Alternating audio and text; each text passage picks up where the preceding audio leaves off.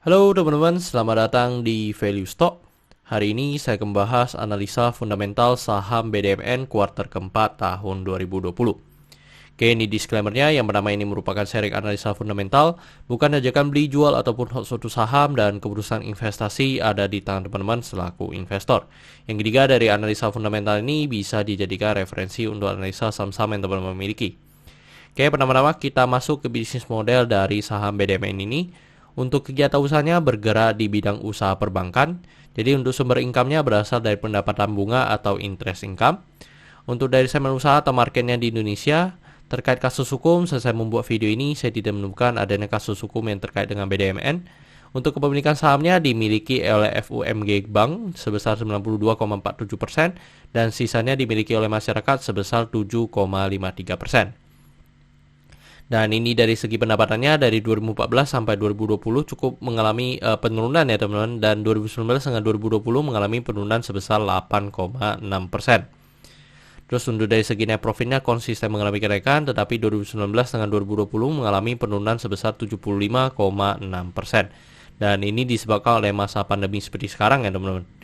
Terus untuk dari segi asetnya cukup konsisten mengalami kenaikan dan kenaikannya sebesar 3,8%.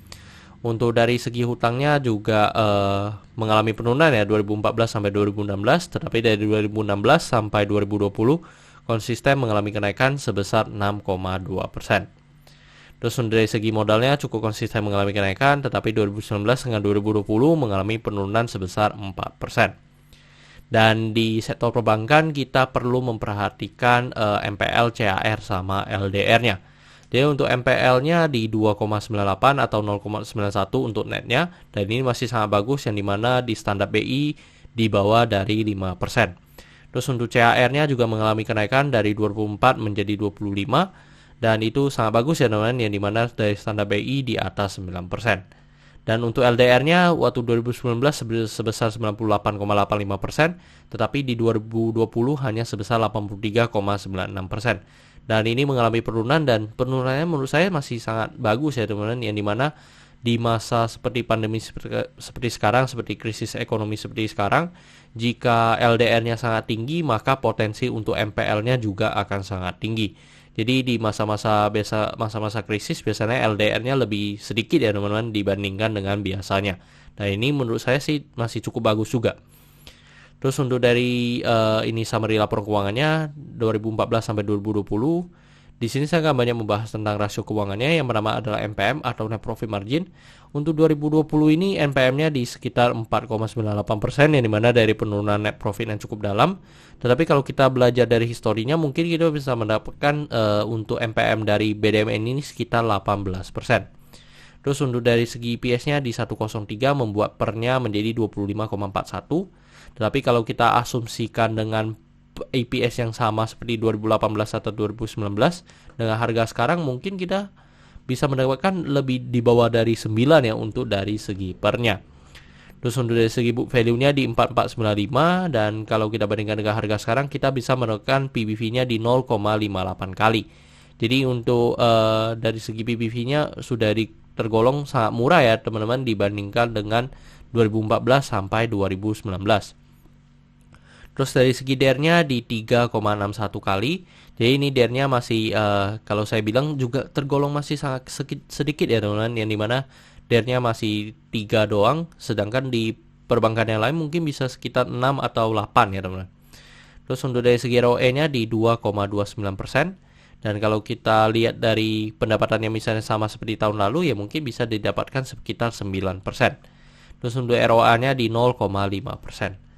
Oke teman-teman, saya membuat video ini untuk harga saham BDMN di 2620, dan dari analisa fundamental saya bisa mendapatkan nilai intrinsic value-nya sekitar 4.500.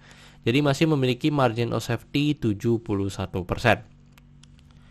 Oke teman-teman, ini adalah kesimpulannya. Yang pertama dari produk dan jasa saya berikan status oke karena saya melihat perusahaan ini mampu bertahan 5-10 tahun ke depan.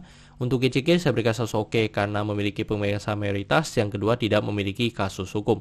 Untuk revenue saya berikan status oke walaupun mengalami penurunan, tetapi ini di masa pandemi ya atau force major. Untuk net profit saya berikan status no karena penurunannya sudah di atas 50%. Untuk aset saya berikan status oke karena masih positif. Untuk liability saya berikan status oke karena DER-nya masih tergolong rendah malahan teman-teman, tetapi masih oke. Untuk book value saya berikan status oke karena untuk harga jual sekarang masih di bawah harga book value-nya. Untuk secara sektor saya berikan status oke karena mereka masih memenuhi dari standar BI. Untuk ROE saya berikan status no karena ROE-nya di bawah 9% atau 2 kali bunga deposito yang saya anut. Untuk margin of safety saya berikan status oke karena masih positif. Untuk dividen saya berikan status oke karena selama 5 tahun terakhir untuk BDMN ini masih cukup royal membagikan dividen kepada investornya. Oke teman-teman, jadi kesimpulannya adalah 9/11 dan pertanyaannya adalah apakah saya akan membeli saham BDMN ini. Teman-teman, untuk secara fundamental maupun secara valuasi dari BDMN ini cukup menarik.